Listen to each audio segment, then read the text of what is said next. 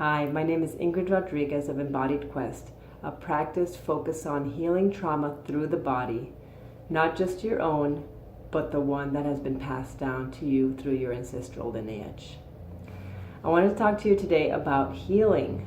I've just been feeling lately that it's a word that gets thrown around a lot. It feels like it's overused. I overuse it. I feel like I'm using it all the time, and I find myself a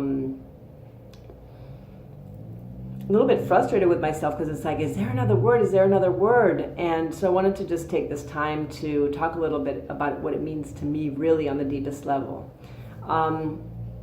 So when you look it up in the dictionary, it says that healing is to be free from injury or disease. And that is not something that really resonates with me. That's not what healing means to me.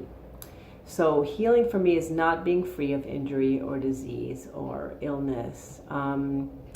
Healing for me is a deeply personal experience, and it is independent of whether or not you are sick or ill or are battling some sort of disease. For me, healing is the process of remembering your wholeness. The process of remembering your wholeness through the body. I believe that all learning happens through the body. Even when there is sort of an intellectual understanding of that, when something really resonates, it really happens on a body level. So even though we may have an intellectual grasp, when it really becomes ours, it is when it lands in our bodies. So I'm really speaking through that experience of the learning happening through the body. So what does this mean on a practical, everyday level? So healing is the understanding of yourself as part of the universal matrix. What that means is that you, as well as everyone else on this planet, has value, purpose, and free will, right? You are part of a whole. You are whole, and you are part of a whole. You have equal importance to every single person you interact with on a daily basis. You are not better than, you are not less than. You know, you are all the same in terms of value and your capacity for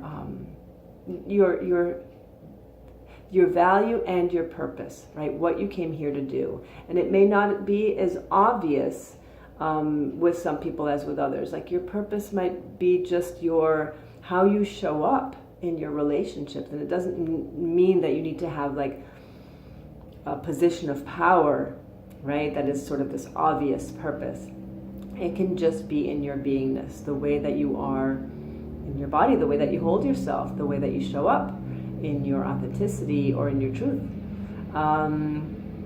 So the other one is another practical way of seeing this sort of in process is exploring within yourself the places in you where you cut off from your own life force, the way that you separate from your own energies.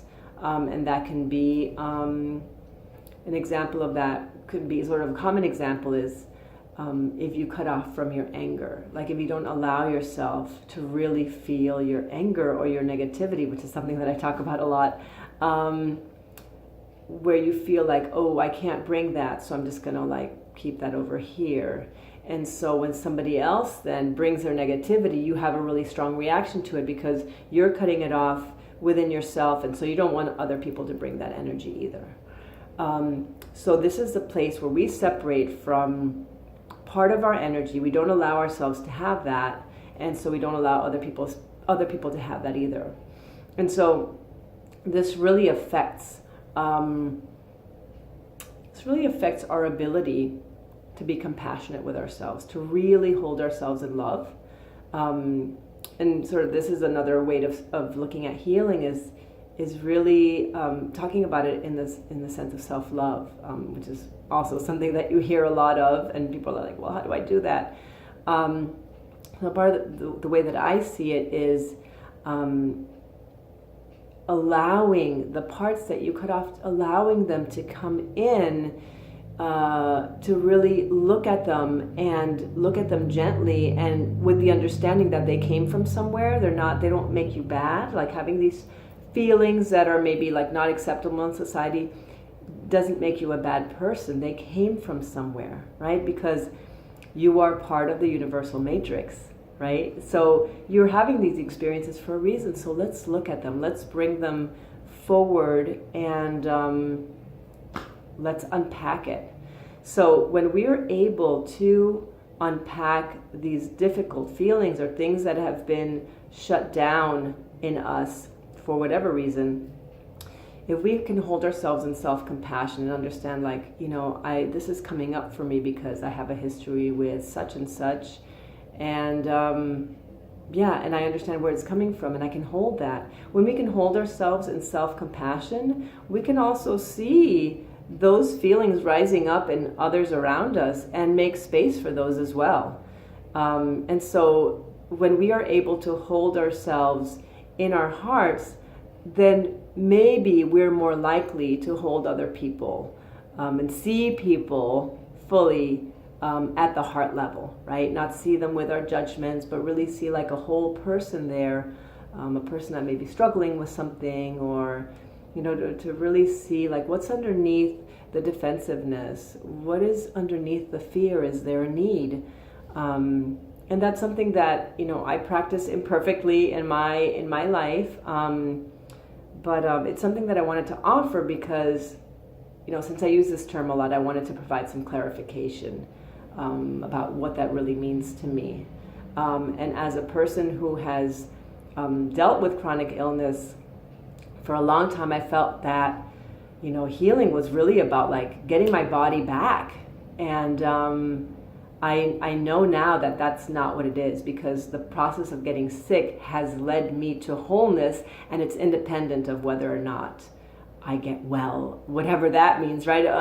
It's independent of whether I am rid of this. And now today I can say that I can have this illness, and I am whole. I have this illness, and it lives with me, and I have compassion for it, and in some ways I kind of love it because it brought me here. So this is what I wanted to share with you today, and I welcome comments below if you feel so inclined. Thank you for watching. If you like the content of this video, subscribe. There will be more weekly, bi-weekly videos offered. Thank you very much for watching. Bye-bye.